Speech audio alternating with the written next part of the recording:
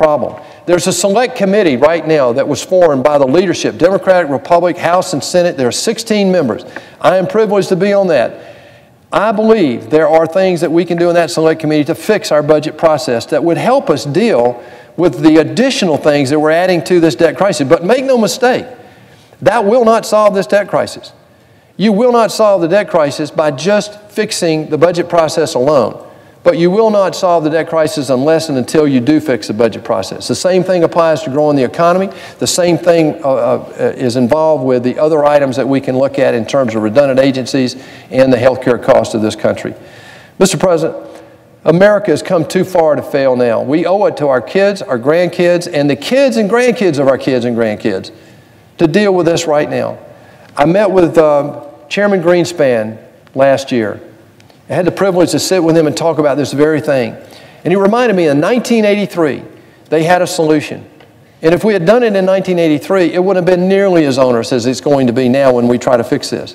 Again, in the late 90s, Newt Gingrich, Bill Clinton, together, two different parties, had an agreement, got very close to signing it, but then fell apart because of the political nonsense of this town.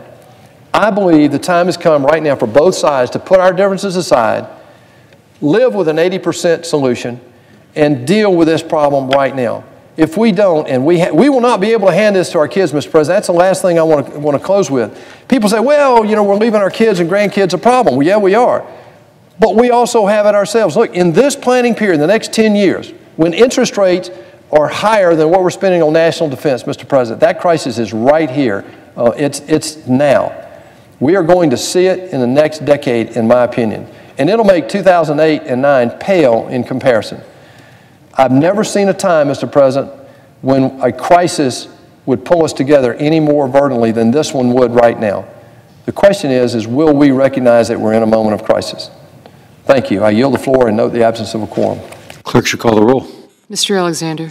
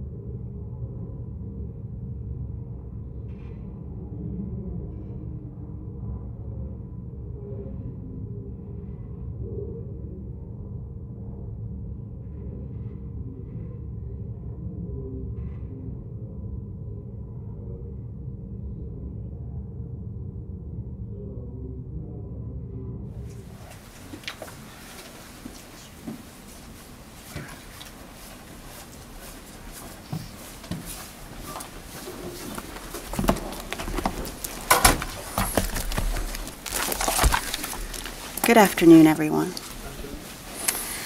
First, I'd like to pay tribute to former First Lady Barbara Bush. Mrs. Bush had many roles with great significance to many people. To the military, she was a Navy wife, a ship sponsor, and a devoted advocate of the men and women in uniform, whom she treated like family. Our thoughts and prayers are with the Bush family as they celebrate the life and memory of Mrs. Bush. Today I will discuss the Defense Department Cloud Initiative and provide an update on Syria.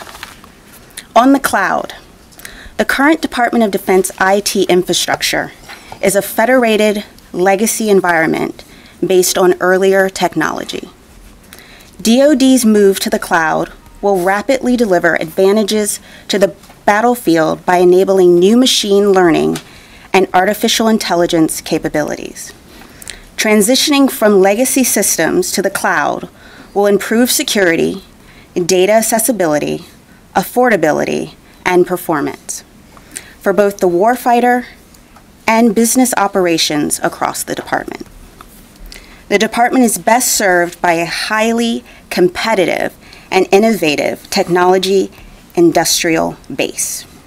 We are looking for a fully interoperable, user-friendly, affordable, and secure cloud solution. Acquiring software is not like acquiring ships or planes, but we must adhere to the same acquisition language and laws. This contract is an example of how we are modernizing the department and reforming the way we do business. So I want to separate fact from fiction, what it is and what it is not. We are conducting a full and open competition to acquire the best cloud capability for the warfighter. It is a single award contract. It is not a sole source contract, and it is not designed with a specific vendor or company in mind. In fact, multiple vendors may form a partnership to offer us a competitive solution. It is a 2-year contract with 2 option periods. That means the initial contract award is only 2 years. It is not a 10-year contract. The single award strategy is appropriate today because of the current marketplace. After the initial 2-year contract period, we will re-examine the marketplace and make a decision about the capabilities we need for the next option period. We are excited about the future of the DoD cloud. 46 companies have already responded to the draft RFP. We wanted competition, and now we have it. Ultimately, we want the best cloud capability for the warfighter. On Syria, our strikes last Friday were successful in degrading Syria's chemical weapons research and storage facilities without a single report of a civilian casualty. This is a testament to the professionalism and precision of the US, UK, and French forces that carried out this mission. As we expected, Russia immediately began a misinformation campaign to hide its complicity by sowing doubt and confusion. Following our operations, Russia falsely claimed Syrian air defenses shot down a significant number of missiles when, in fact, we hit all of our targets. Of the surface-to-air missiles that the Assad regime launched, nearly every one was launched after the last of our missiles hit their targets. The Russian-manufactured air defense systems were totally ineffective. Russia and the regime demonstrated the ineffectiveness of their systems again 2 days later when those systems engaged accidentally. We have seen no indication the Assad regime is prepared to launch another chemical weapons attack. However, we remain vigilant. Yesterday, we were disappointed, but not surprised, to see the Organization for the Prohibition of Chemical Weapons team come under attack by small arms fire after arriving in Duma.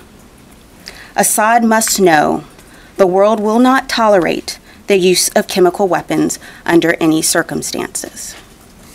What happens next is up to Bashar al-Assad. The strike last Friday was separate and distinct from our mission in Syria, which remains the complete annihilation of ISIS. We remain committed to working by, with, and through the Syrian Democratic Forces, who have proven the most reliable partners in the fight against ISIS, to set the conditions for local governance to take root and thrive in liberated territories. Therefore, we must maintain the pressure on the remnants of ISIS and the middle Euphrates River Valley. We must also maintain the 70-nation Defeat ISIS coalition in order to combat the violent terrorist group wherever it rears its ugly head, whether it's the Sahel, Southeast Asia, Afghanistan, Europe, or the United States. We will continue to support the United Nations-backed Geneva peace process and its special envoy, Staffan de Mistura. We support our diplomats who are working tirelessly to bring all parties to the table to negotiate a political resolution to the civil war that has cost far too many innocent Syrians their lives. However, the process will continue to be stymied as long as Moscow thwarts its progress and fails to hold Assad accountable for his regime's atrocities. We call on Russia to fulfill its commitments as the guarantor of the Assad regime's obligation to abandon its chemical weapons and prevent the regime from ever using chemical weapons again. With that, we'll take your question. Lita. Two things. One, General, I was wondering if you could give us some more specific BDA from the strikes. Dana mentioned that it did degrade chemical weapons. Were there chemical weapons in some of the storage facilities that you're able to assess?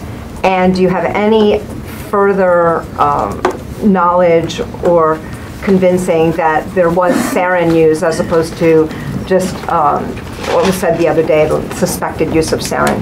And then Dana, can you tell us, did the military and did the Secretary argue for a more limited strike in Syria with the knowledge that perhaps a more expansive strike might require congressional approval?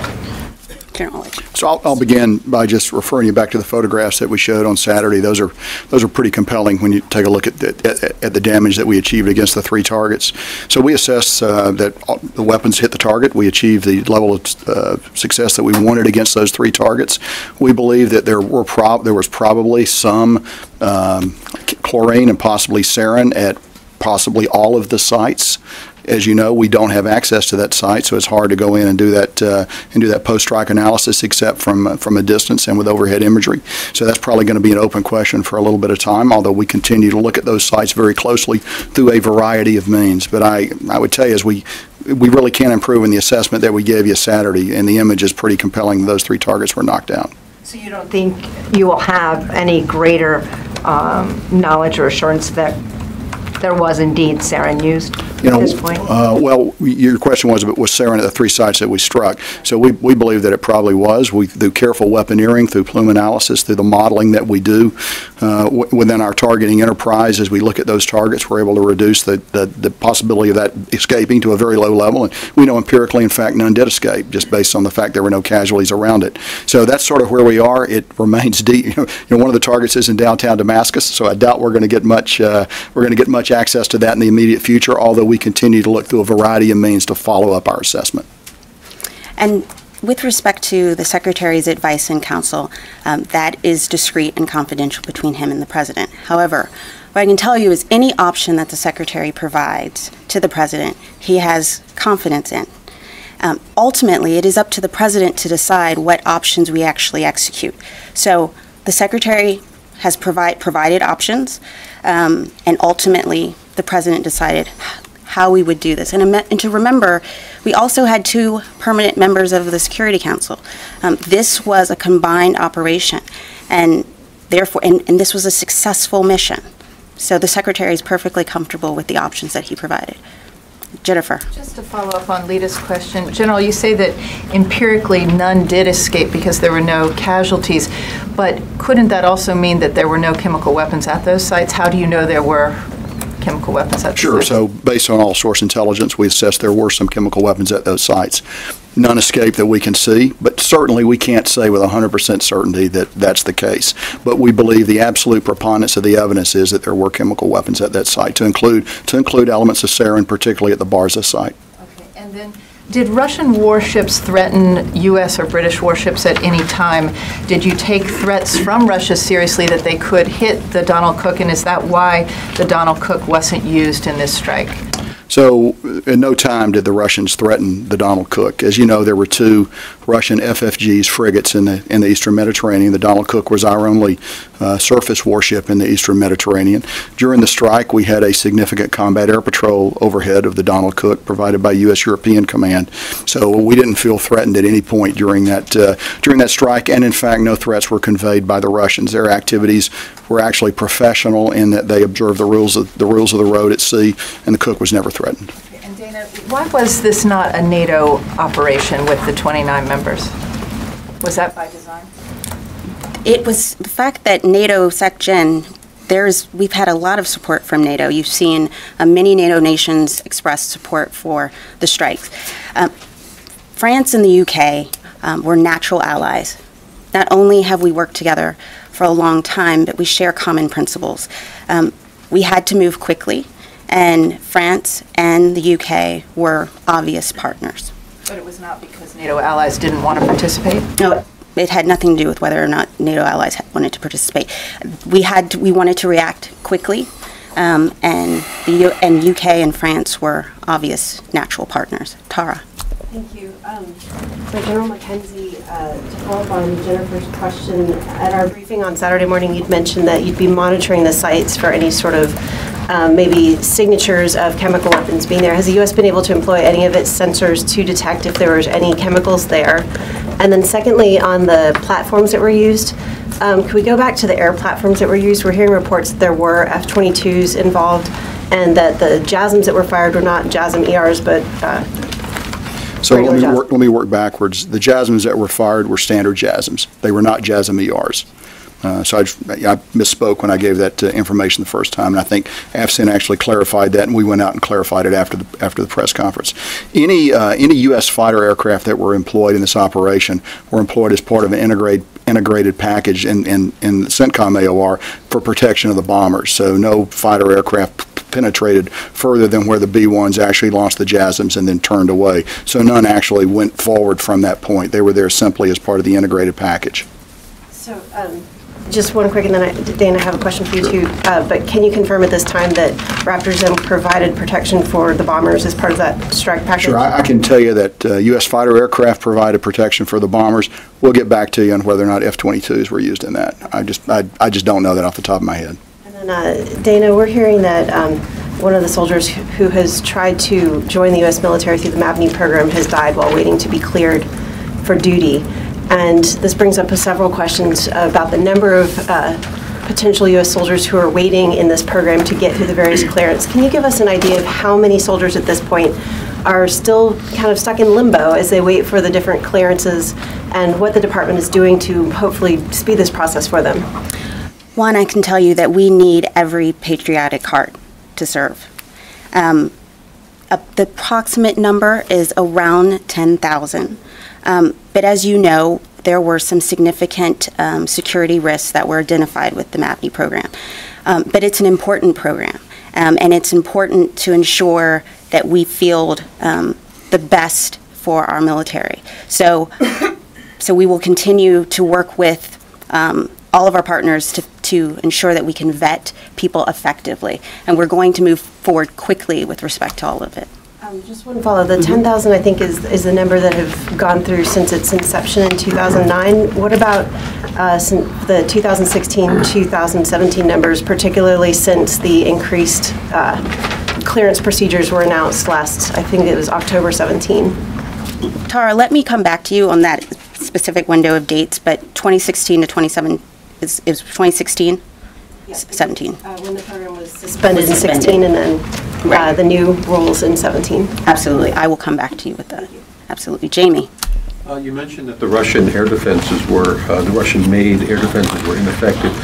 Point of clarification and then a policy question. Were they ineffective because the Russians chose not to engage? Mr. President. The Senate Majority Leader. I ask consent that further proceedings on the quorum call be dispensed with. Without objection. I ask unanimous consent the Senate resume legislative session for a period of morning business with senators permitted to speak for up to 10 minutes each. Without objection. I ask unanimous consent the appointment